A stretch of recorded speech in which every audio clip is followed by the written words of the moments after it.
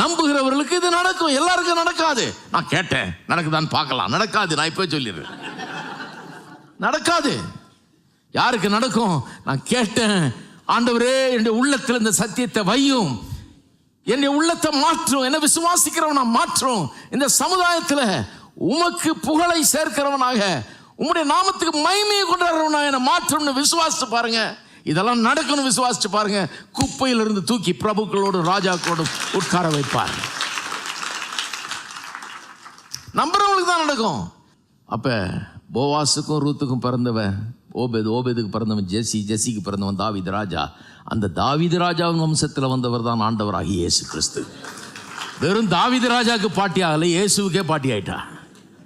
இதுல இன்னொரு பெரிய காரியம் என்னன்னா, இந்த போவாஸ் யாருன்னு கதை தெரியுமா உங்களுக்கு? மத்தேயு 1 வாசித்து பாருங்க. போவாஸ் யாருடைய பிள்ளை? ராகாப் ஆகிய வேசின்னு ஒருத்தி இருந்தா பாருங்க. ராகாப் எனும் வேசி, எரிகோ மதில் சுவர் மேல குடியிருந்தவள். அந்த ஊரே அழிக்கப்பட்ட போது இவ மட்டும் காப்பாற்றப்பட்டா. ஏன்னா இவ இஸ்ரவேல் மக்களுக்கு உதவி செஞ்சான்னு சொல்லி காப்பாற்றினாங்க அவளை. அவள் ஒருத்தனை கல்யாணம் பண்ணி அவளுக்கு பிறந்தவள் தான் போவாஸ். நீங்க நினைக்கலாம், ஒரு வேசிக்கு இப்படி ஒரு பிள்ளையா? ஒரு வேசிக்கு இப்படி ஒரு சிறந்த ஆண்மகனா? சில நம்ம ஊருக்காரங்க ரொம்ப பெரிய கில்லாடிங்க பார்க்க சொல்ல தெரியாது பிரதர், ஃபேமிலி ரொம்ப மோசம். உங்களுக்கு ஹிஸ்ட்ரி தெரியாது. உங்களுக்கு ஹிஸ்ட்ரி தெரியுமா? உங்களுக்கு எனக்கு தெரியும் ஹிஸ்ட்ரி. ஆமாம், உங்கள் ஹிஸ்ட்ரியாவது நீங்களாது. ஹிஸ்ட்ரியை மாத்திரவர் எனக்கு தெரியும். எப்பேற்பட்ட கேவலமான ஹிஸ்ட்ரியாக இருந்தாலும் சரி, எப்பேற்பட்ட கேவலமான காரியம் நடந்திருந்தாலும் சரி வாழ்க்கையில், அதையெல்லாம் மாற்றுகிறவர் நம்முடைய கர்த்தர்.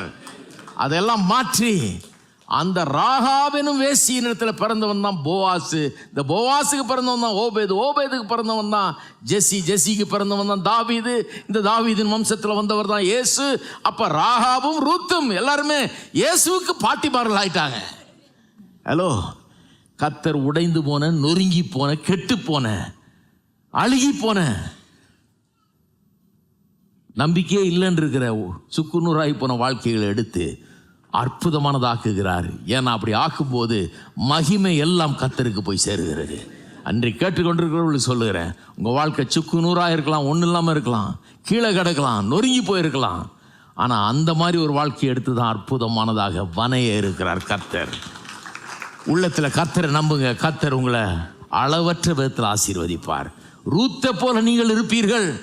கண்ணீர் விடுகிற பெண்களுக்கு சொல்லுகிறேன், இந்த உலகத்தில் எனக்கு யாரும் இல்லையே, ஆதரவு இல்லையே, பிழைப்பென சாவணும்னு இருக்க பெண்களுக்கு சொல்கிறேன், எங்கிருந்து நீங்கள் கேட்டுக்கொள்ள நான் சொல்கிறேன், பிழைப்பீர்கள்.